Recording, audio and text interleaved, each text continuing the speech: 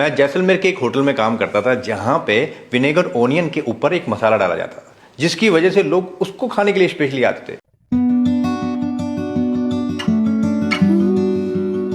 1 kilo प्याज लिए हैं तो इसको एक बार वॉश करना बहुत ज़रूरी है। कट लगाना है क्रॉस करके इस तरह से। पानी डाल दिया है लगभग 1.5 कप। जितना पानी है लगभग उतना ही हमको विनेगर इस्तेमाल करना है। तेज पत्ता है, दालचीनी, काली मिर्च के दाने, नमक, चीनी का भी इस्तेमाल करेंगे। नींबू का छिलका मतलब कि लेमन राइंड, बीटरूट का इस्तेमाल कर रहा हूँ। जैसे यहाँ मिक्स कर लेंगे और अब डालेंगे हम इसके अंदर हमारे प्याज। गार्लिक का भी इस्तेमाल कर रहे हैं। ये एक हरी मिर्च को मैंने लंबा लंबा काट लिया है, इसको कवर करके रख देते हैं।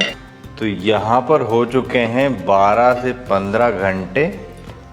ओनियन विनेगर रेडी हो चुके हैं। ये देखिए विनेगर ओनियन खाने लायक हो चुका है।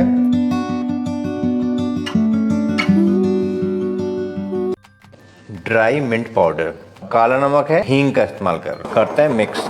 ये जो मसाला रेडी हुआ है ये तैयार हुआ है विनेगर ओनियन के लिए स्पेशली।